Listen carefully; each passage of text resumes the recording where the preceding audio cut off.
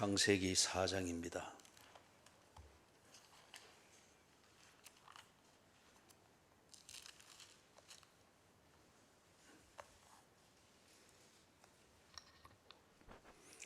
창세기 4장 1절에서부터 15절까지 좀 길지만은 우리가 그 맥락을 보면서 천천히 읽어보십시다. 아담이 그의 아내 하와와 동침하매 하와가 임신하여 가인을 낳고 이르되 내가 여호와로 말미암아 덕남하였다 하니라. 그가 또 가인의 아우 아벨을 낳았는데 아벨은 양치는 자였고 가인은 농사하는 자였더라. 세월이 지난 후에 가인은 땅의 소산으로 제물을 삼아 여호와께 드렸고 아벨은 자기도 양의 첫 새끼와 그 기름으로 드렸더니 여호와께서 아벨과 그의 제물은 받으셨으나 가인과 그의 제물은 받지 아니하신지라. 가인이 몹시 분하여 안색이 변하니 여호와께서 가인에게 이르시되 네가 분하여 함은 어찌 됨이며 안색이 변함은 어찌 됨이냐. 네가 선을 행하면 어찌 낯을 들지 못하겠느냐. 선을 행하지 아니하면 죄가 문에 엎드려 있느니라. 죄가 너를 원하나 너는 죄를 다스릴지니라. 가인이 그의 아우 아벨에게 말하고 그들이 들에 있을 때에 가인이 그의 아우 아벨을 쳐 죽이니라. 여호와께서 가인에게 이르시되 네 아우 아벨이 어디 있느냐. 그가 이르되 내가 알지 못하나이다. 내가 내 아우를 지키는 자니까. 이르시되 네가 무엇을 하였느냐. 네 아우의 핏소리가 땅에서부터 내게 호소하느니라. 땅이 그 입을 벌려 네 손에서부터 네 아우의 피를 받았은즉 네가 땅에서 저주를 받으리니 네가 밭을 갈아도 땅이 다하시는 그 효력을 네게 주지 아니할 것이요 너는 땅에서 피하며 유리하는 자가 되리라. 가인이 여호와께 아뢰되 내 죄벌이 지기가 너무 무거우니이다. 주께서 오늘 이 지면에서 나를 쫓아내시온즉 내가 주의 낯을 배웁지 못하리니 내가 땅에서 피하며 유리하는 자가 될지라. 무릇 나를 만나는 자마다 나를 죽이겠나이다. 여호와께서 그에게 이르시되 그렇지 아니하나 가인을 죽이는 자는 벌을 7배나 받으리라 하시고 가인에게 표를 주사 그를 만나는 모든 사람에게서 죽임을 면하게 하시니라. 아멘.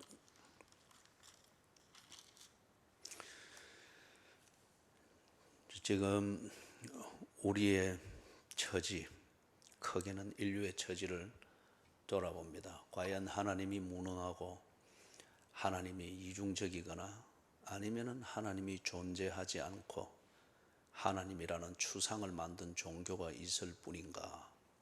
그렇기 때문에 이 세상에 악이 존재하고 인간의 비참함이 언제나 존재하는 것인가. 그게 그렇지 않다 하는 이것을 하나님께서 우리에게 주신 그 질문, 이것의 실제를 보면서 정리를 하고 있습니다. 그래서 우리가 첫날 월요일에는 왜 인간이 그렇게 불쌍히 여김을 받아야 될 처지에 놓였는가. 무리를 보시고 불쌍히 여기시더라. 관계의 문제였습니다. 빵의 문제가 아니고 관계의 문제였습니다. 이 관계, 있어야 될 관계를 벗어난 때로부터 인간은 몸부림을 치면 칠수록 혼자였습니다. 이게 고통의 모든 것이 원인이었습니다. 이것을 인정하지 아니하면서 여전히 자기 혼자로 자아로 집착하게 되어지는 이 인간의 어리석음에 대해서 하나님께서 그 복음의 원형과 같은 그 질문으로서 인간에게 다가오셨습니다. 그리고 인간이 자기의 모습을 돌아보게 하시는 겁니다. 그래서 어제 보았던 것, 네가 어디 있느냐. 무덤 사이에서 지 나름대로 살지만은 사는 만큼 고통이 더하고 인간적이지를 못합니다. 문제는 하나님이 은혜를 안 주었기 때문에가 아니고 있어야 될 곳에 있지 아니하면서 지게 맞지 않는 그곳에 적응을 하기 위해서 엉뚱한 몸부림을 치고 있는 것이 문제였습니다. 네가 어디 있느냐? 그리고 하나님께서 두 번째 질문을 오늘 이 새벽에 또 우리로 하여금 돌아보게 합니다. 네가 무엇을 하였느냐? 이 질문이 나오게 되어지는 그 인간의 모습, 나름대로 애를 쓰고 몸부림을 칩니다. 그런데 첫 단추가 잘못되었습니다. 그렇기 때문에 엉뚱한 짓을 지는 열심히 하나 모든 것이 엉뚱한 짓입니다. 그리고 결과를 감당을 못합니다. 거기에 대해서 하나님께서 교정을 해줄 때 선은 이렇고 후는 이렇다 말할 때에 그 대화가 안 됩니다. 이게 일종의 집착이 만들어내는 그러한 반대급부의 현상이죠. 그래서 하나님께서 현실을 돌아보도록 질문을 던지셨습니다. 네가 무엇 하였느냐? 조금 찬찬히 돌아보면 그 질문이 나오게 될 수밖에 없는 인간의 상황을 돌아봅니다. 아벨과 가인이 있습니다. 둘 다 공통된 것은 하나님을 섬깁니다. 하나님을 인정합니다. 그 공통된 그 중심을 표현하는 방식은 둘이 다 다릅니다. 나름대로 자기의 최선이라 할 수 있습니다. 그런데 하나님에 대한 자신의 마음을 표현하는 방식은 자기 성향대로 같습니다. 지금 그 자체를 두고서 관계를 깨뜨린 근본적인 죄악이다 그리 말을 할 수는 없습니다. 그러나 그 성향이 본질에 어떻게 영향을 미칠 수 있는가를 하나님께서 보여주신 거죠. 한 사람의 것은 받았습니다. 그리고 한 사람의 성향은 거부했습니다.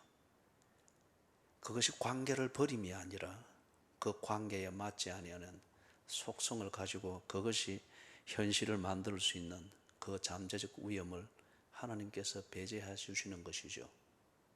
하나님의 통치 원리는 언제나 변함이 없습니다. 그러나 하나님이 통치하시는 방식은 개개인의 맞춤형입니다. 다혈질적인 사람에게는 그렇게 통치하시고 온화한 사람에게는 저렇게 통치하시고 내성적인 사람에게는 그렇게 통치하시고 외향적인 사람에게는 또 베드로 같은 사람에게는 그렇게 통치하시고 하나님께서 그 관계 안에 들도록 하고 관계 안에서 교제를 누리게 하기 위하여 통치하십니다. 이 원리는 절대 불변입니다. 이걸 위하여서 통치하시는 방식은 개개인 따라서 맞춤형입니다. 그렇기 때문에 가인이 아벨을 통치하시는 하나님의 통치대로 받을 수가 없고 가인을 통치하는 하나님의 방식이 아벨에게는 그 방식이 필요가 없는 겁니다. 이것을 알지 못하는 가인이 하나님에게 대해서 굉장히 화가 났습니다. 하나님이 이럴 수가 있나? 왜 인간이 하나님에 대해서 그렇게 화가 났을까요? 르네상스 시대로부터 해가지고 르네상스 시대가 중세 때에 하나님에게 의해서 인간이 매도되었다고 하는 이 인간의 화를 풀기 위해서 몸부림을 치고 인간의 주권을 회복하기 위한 그 첫 시도가 르네상스죠. 그렇게 하면서 이성이 하나님의 자리를 차지해야 되는 이 운동들이 16세기에 일어났고 우리가 거론하는 위대한 이름들 데카르트든지 로크든지 데이비드 휴미든지 이성이 하나님의 자리를 대신하는 그 인간의 몸부림이 있었습니다. 그리고 그것을 토대로 해서 계몽주의로 일컫는 18세기 때에 그런 하나님과의 전쟁을 이성의 힘으로 치루었고 그렇게 해서 만들어 놓은 인간의 왕국이 과학주의였습니다. 이 과학주의를 띵태한 게 계몽주의. 18세기의 계몽주의는 다름이 아니라 하나님 때문에 인간이 오도되었다는 거죠. 16세기, 17세기에서 이성의 위대함을 인간이 나름대로 검증을 하고 그것을 토대로 하여 17세기 중첩되어지는 기관과 18세기 때에 인간은 하나님에서 그동안 오도되어졌다. 그러면서 교회라는 제도를 거부하고 무시하기를 시작했고, 그리고 기독교라는 이 종교가 인간의 자유를 제한하는 것이다. 그러면서 우리가 잘 알고 있는 그 루소의 사회 계약설이 나오면서 하나님이 있는 것이 아니라 인간은 상호간에 서로 의존되어지는 이것이며, 이것을 보증하고 보호해 주는 것이 government, 인간에게 필요한 그 제도라고 하면서 하나님을 인간의 자리에서 축출해내는 이런, 이 관점에서 볼 때는 위대한 철학적 움직임들이 일어났습니다. 인간의 분노가 이성이라는 이 냉철함과 차분함으로 하나님의 자리를 몰아내고, 거기에 인간의 뭔가 주권과 인간이 말하는, 그러나 분명한 실체를 모르는 자유와 권리라고 하는 이것을 어루만지면서 그것을 누릴 수 있는 어떤 틀들을 만들었습니다. 그 결과 20세기 초반에 우리가 두 번의 세계 대전을 겪습니다. 이성에 대한 회의감이 오면서 포스트 모더니즘이 왔죠. 문제는 르네상스 시대로부터 해서 지금까지 이어오는 이 인간의 이성을 중심으로 한 그 모든 몸부림들, 하나님에 대한 분노를 푸는 인간의 전쟁입니다. 왜 인간이 하나님에 대해서 그렇게 화가 났을까요? 가인이 왜 하나님에 대해서 그렇게 화가 났을까요? 앞에서 우리가 본 것처럼 가인의 성향대로 하나님을 다룰 수 없었습니다. 이게 원인입니다. 근본은 하나님을 섬기기를 원합니다. 그런데 섬기기를 원하는 그 하나님이 내 성향대로 다루어지지 않습니다. 그리고 하나님께로부터 전혀 기대하지 못했던 반응을 듣는 것 같습니다. 철학적인 용어로 하면은 인간이 추구하는 행복에 그걸 이루는데 하나님이 아무 도움이 되는 것 같지가 않습니다. 인간이 화가 났습니다. 가인이 잔뜩 화가 났습니다. 그래서 여기 보니 6절에서 보니까 안색이 변했습니다. 그래서 하나님께서 답답해서 물어봅니다. 네가 분하여 하면 어찌 됨이냐? 안색이 변하면 어찌 됨이냐? 가인이 하나님을 미워한 게 아니잖아요. 나름대로 최선을 다했잖아요. 그런데 자기의 성향대로 뭔가 하나님이 교제를 해주지 않습니다. 기대했던 대로 자기의 최선에 대한 이펙트, 그 결과가 없습니다. 하나님을 향한 최선이 하나님을 향한 분노로 됐습니다. 얼굴색이 바뀌었습니다. 하나님 앞에서 그렇게 즐거워하고 최선을 다하던 이게 하나님을 의식하지 않는 건 아니에요. 그러나 이제 더 이상 하나님은 분노의 대상이지 자신의 즐거움을 드리는 최선의 대상이 되지를 못합니다. 이게 인간이며, 좁게 볼 때는 이게 교회 교인들이며, 더 좁게 볼 때는 이게 가정의 모습이며 우리 개인의 모습입니다. 그것을 부정하지는 않습니다. 그러나 내 성향과 달라서 내 기대하는 바와 다르기 때문에 그 좋게 표현되어지던 것이 분노로 표현되어집니다. 네가 분내면 어찌 됨이며 네 안색이 변하면 어찌 됨이냐. 참 하나님이 말문이 막히는 거요. 7절에서 여기서 이제 하나님께서 좀 알아듣도록 말씀을 합니다. 네가 선을 행하면 어찌 낮을 들. 이때 말하는 이 선은 5절 6절을 참고를 하면 되겠습니다. 하나님을 향해서 가졌던 마음, 앞에서 나왔던 대로 하나님께 제사하고 싶고 그렇게 하는 그 즐거움, 그 마음, 그걸 지금 여기서 선이라고 합니다. 그런데 그와 똑같은 마음일 것 같으면은 네가 지금 이래 낯이 변하고 안색이 변하고 낯을 들지 못한다. 이게 이제는 왜 그렇잖아요. 우리 자녀들을 키워보면은 어떤 때는 자녀들이 삐쳐가지고, 그죠? 엄마를 좋아하고 엄마가 없어서는 안 되고 뭔가 기대는 하고 있지만은 얼굴을 안 보고 삐쳐가지고, 그죠? 시위를 그런 식으로 하잖아요. 지금 그겁니다. 7절이. 왜 낯을 들지 못하느냐. 선을 행하지 아니하면 죄가 문에 엎드려 있느니라. 이게 이치입니다. 이치입니다. 우리가 알기 쉽게 말로 말하면 이거는 어디에도 반박될 수 없는 논리입니다. 선을 행하지 아니하면 죄가 문에 엎드려 있느니라. 네 마음이 그렇게 삐뚤어져 있으면은 이 죄는 하나님을 떠나는 것을 말합니다. 가인 같은 경우는 앞에서는 얼굴을 들고 하나님을 보았습니다. 마음이 바뀌니까 안색이 변해서 이제는 돌려서 하나님 앞에 있습니다. 이게 죄입니다. 그 이유는 하나님이 변했기 때문에가 아니고 그의 성향대로 되지 않는 것에 대해서 뭔가 차지 안 했습니다. 그러니 지금 얼굴을 돌려버렸습니다. 네가 그 성향대로 가면은 죄가 문에 엎드려 있느니라. 죄가 너를 원하나 그대로 더 가면은 지 성향대로 가버리는 거잖아요. 이게 죄가 너를 원하나 너는 죄를 다스릴지니라. 감정 다스리고 성향 다스리고 그 다음에 하나님을 애초에 섬겼던 그 근본 도리 이것과 네가 어떻게 한 것에 대해서 하나님이 통치하는 방식 이걸 가지고 수평 비교를 하지 말라는 거예요. 하나님의 통치 원리는 변함이 없습니다. 이 통치 원리를 아벨에게 적용하는 것과 가인에게 적용하는 것 방식은 다르다는 거예요. 둘 다 성향이 다르고 그게 다르니까. 그런데 이것 때문에 네가 지금 그렇게 분이 나 있고 나를 바라보던 얼굴을 돌려가지고 그런 시위를 하는데 더 이상 가지 마라. 더 이상 그리 하지 마라. 죄가 너를 원하나 너는 죄를 다스릴지는 더 이상 그러지 말고 통치의 원리와 통치의 방식이 왜 다른가? 그 하나님의 신중함을 생각하라 그거예요. 거기에 대해서 8절, 9절,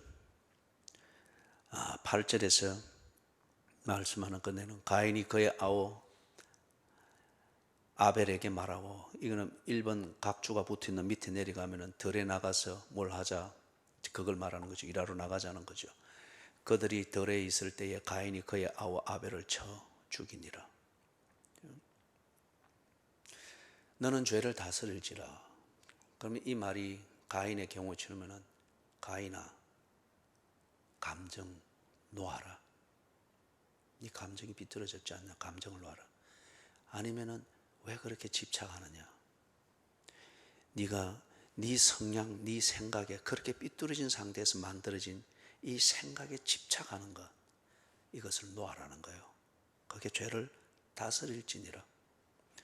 그래서 네 감정에 집착하는 것, 네 논리를 그런 식으로 만드는 생각에 집착하는 것 이것에서 지금 행동으로 옮기는 일부 직전에 있는 이걸 놓아야 된다는 거예요. 그게 너는 죄를 다스릴지니라 다스리지를 못했습니다. 그래서 형제 우애라고 하는 이 양식을 써서 가인은 자기의 집착하고 있는 그것을 행동으로 옮기는 데 썼습니다. 그게 8절입니다. 9절에서 하나님께서 가인의 그 현실을 돌아보게 하기 위해서 먼저 물어보죠. 네 아우 아벨이 어디 있느냐. 가인이 자신의 일말의 그 중심 또는 이성 이것을 가지고 한번 돌아볼 수 있도록 하고자 하는 논리적 대화죠. 네 아우 아벨이 어디 있느냐. 가인의 대답은 자기의 입장에서는 논리입니다만 우리는 이런 경우를 보고서 이 대화를 억지라고 합니다. 어거지라고 합니다. 인간의 토론이 이래서 문제죠. 토론의 근본 정신은 이념의 결혼이라고 합니다. 참 좋은 게 토론이죠. 그죠? 대화에 더 나아간 모가 나고 각이 진 이 논리를 서로 부딪히면서 만들어서 참 그 토론이 아름다운 사회를 만들고 관계를 만들고 교제를 만들죠. 그런데 인간은 그러지를 못합니다. 이 성향을 버리지 않고 이 성향에서 만들어진 자기의 잣대와 논리의 틀을 벗어나지 아니하는 이상 이 토론은 억지로 진행이 되게 됩니다. 어거지를 부린다 그렇게 말하죠. 그래서 가인의 대답이 내가 내 아우를 지키는 자니까, 이것도 일종의 논리입니다. 그러나 전체 틀에서 볼 때에 하나님과의 대화에 있어서 이것은 어거지입니다. 끝까지 자기 입장을 주장하고 자기를 내세우는 거죠. 그래서 하나님의 대화가 이성적 논리에서 10절에서 보니까 현실을 직시하게 만드는, 현장으로 끌고 가는 그게 됩니다. 네가 무엇을 하였느냐. 어거지에 또 다른 어거지로 만들 때에 이 토론은 둘을 찢어놓게 만들죠. 그래서 하나님께서 그래, 네가 끝까지 우기는 네 나름대로의 근거가 있다고 하면은 그 근거와 그 근거 위에서 네가 무언가를 펼친 그 결과, 그 현실이 무엇인가 돌아보라는 거예요. 그러고도 네가 이런 어거지를 부릴 수가 있는지, 그러고도 네가 이런 어거지를 부르는 네 신념, 정작 네 신념은 너의 성향이지 않느냐, 네 개인적 성향이지 않느냐, 그럴 수 있는지, 네 가정을 보고, 네 생업 현장을 보고, 네 가족 관계를 보고 그것을 보아라는 거예요. 그게 지금 10절에서 말하는 것, 네가 무엇을 하였느냐. 하나님께서 이 고난주간에 우리에게 묻는 것, 우리 개개인에게 묻는 것은 네가 할 말이 있느냐, 이걸 묻는 게 아닙니다. 네가 지금까지 내한테 할 말을 딱딱 하면서, 그리고 안색이 변하면서 나를 그렇게 바라보면서 참 곱고 곱게, 서바냐서 3장 17절에 있는 것처럼 보기만 해도 하나님의 기쁨이 날 정도로 그렇게 최선을 다하던 네가 왜 얼굴을 돌렸느냐.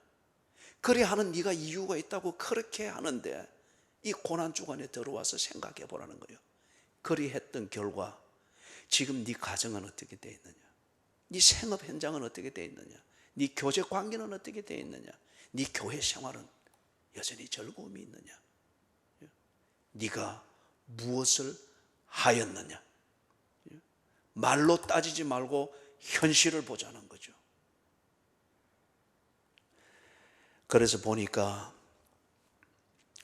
이것도 어거지를 쓸까 싶어서 하나님께서 현장을 하나하나 현장 검증하듯이 보여줍니다. 핏소리가 납니다. 경작이 이루어질 가인의 성량을 발휘하는 그 현장은 농경지잖아요. 그런데 거기에 더 이상 경작이 될 수가 없고 핏소리가 나고 원한이 있고 아우성이 있고 그것에 대해서 자기를 합리화하고 감추는 이 어설픈 논리와 말장난, 이것이 그냥 일상이 되어버린 거단 말이에요. 그래서 하는 결과 하나님 앞에서 언제나 할 말은 딱딱 하는데 결과는 뭐냐. 12절에 보니까 네가 밭을 갈아도 땅이 다시는 그 효력을 내게 주지 아니함일 것이요 너는 땅에서 피하며 유리하는 자가 되리라. 왜 그렇게 비참한 교인이 되었는지, 왜 그렇게 참 이렇게 유리하며 피하는 그런 그리스도인이 되어버렸는지. 매일마다 기도할 것은 있고 하나님에 대해서 분을 낼 정도의 이유는 있는 것 같은데, 그런데 정작 그 한쪽 반대편에서는 내가 이렇게 변질이 되어가고 있다는 말이에요. 가인이 이걸 못 본 겁니다. 하나님께서 현장 검증을 해 주었습니다. 이게 크게 볼 때는 인간의 모습이죠. 인간이 하나님에 대해서 그렇게 화가 나서 그렇게 철학적인 움직임과 과학적인 움직임과 인간 중심으로서 모든 아성을 만들었다 생각했는데 그것은 철저히 무너졌습니다. 그게 세계 1차 대전이고 그리고 세계 2차 대전입니다. 그러면서 세계 1차 대전이 끝나면서 신학적 몸부림이 일어나고 그리고 교회로 돌아가는, 유럽이 버려버렸던 교회와 교회에서 가르침을 받던 그 신앙, 이전의 신앙으로 돌아가는 것이 아니라 진정 올바른 신앙이 무엇인가, 하나님과의 관계를 회복하는 신앙이 무엇인가를 하면서 신학적인 운동들이 일어나고 교회로 돌아가는 일들이 일어났습니다. 13절에서 가인이 드디어 하나님 앞에 대답을 합니다. 논리적인 대답이 아니고 말싸움이 아니고 현장을 본 그 결과 사실 앞에서 인정을 합니다. 가인이 여호와께 아뢰되 내 죄 벌이 지기가 너무 무거우니이다. 주께서 오늘 이 지면에서 첫째, 나를 쫓아내시온즉, 두 번째, 내가 주의 낯을 배웁지 못하리니 내가 땅에서 피하며 유리하는 자가 될지라. 셋째, 무릇 나를 만나는 자마다 나를 죽이겠나이다. 드디어 깨달았습니다. 이전에는 지가 하나님께 얼굴을 들 수도 있고 하나님께 안색을 변화해서 돌릴 수도 있다고 생각하면서 그리 했는데 처지가 그게 아닙니다. 보니까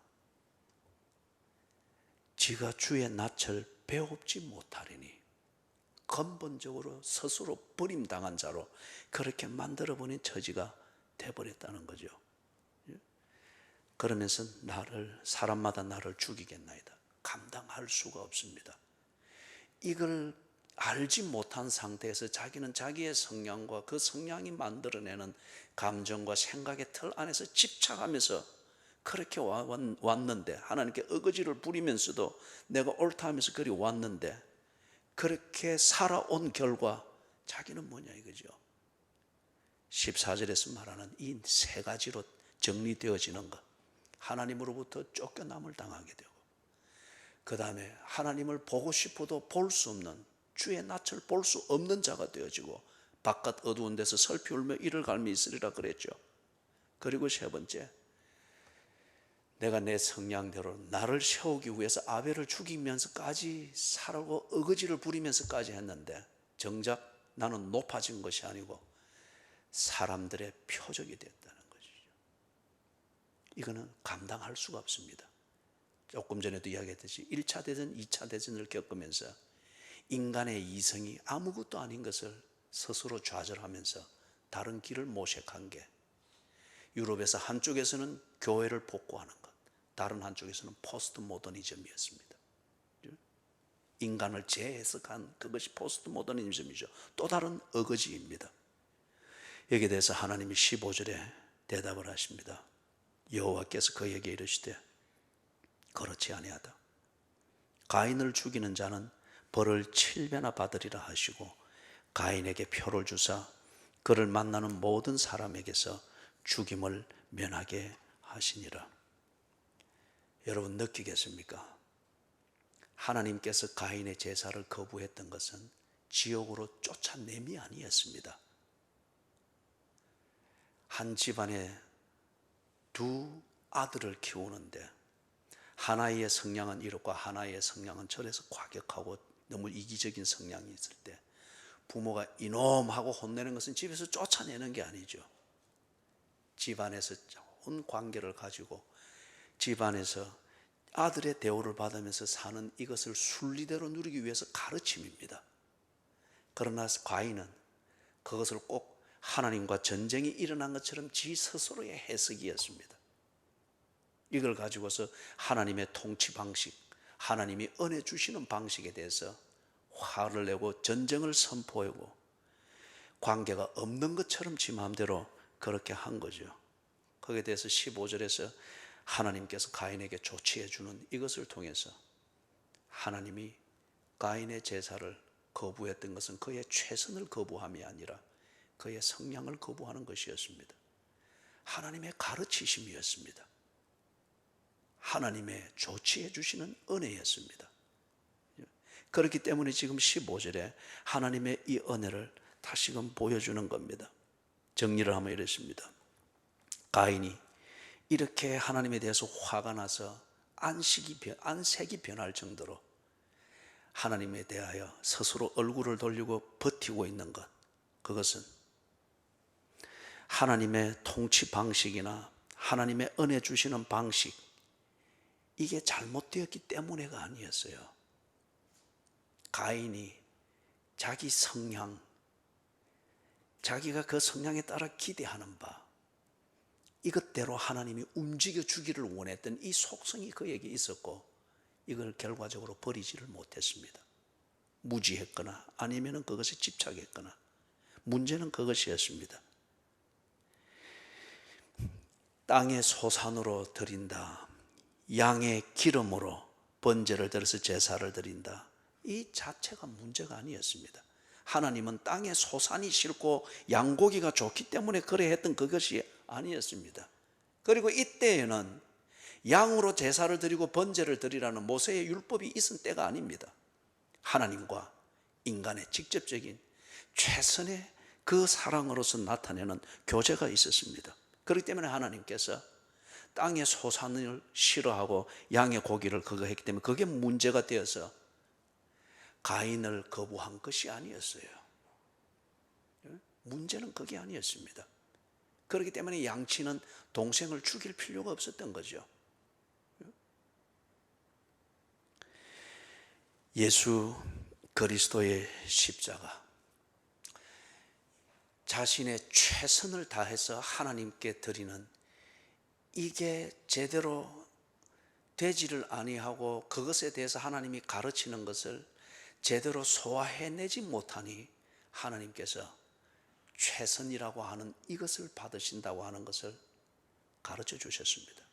그리고 그렇게 될 수 있는 길을 온전히 조치해 주어서 더 이상 가인이 자기의 성량 때문에 최선을 매도하면서 동생 아벨을 죽이고, 그래서 다르다고 하는 것이, 차이가 난다고 하는 것이, 이것이 틀린 것이고 나를 정죄하는 것이라 이 인간의 비뚤어진 성량대로 가지 아니하도록 가인에게 표를 주시듯 이 표를 주셨습니다.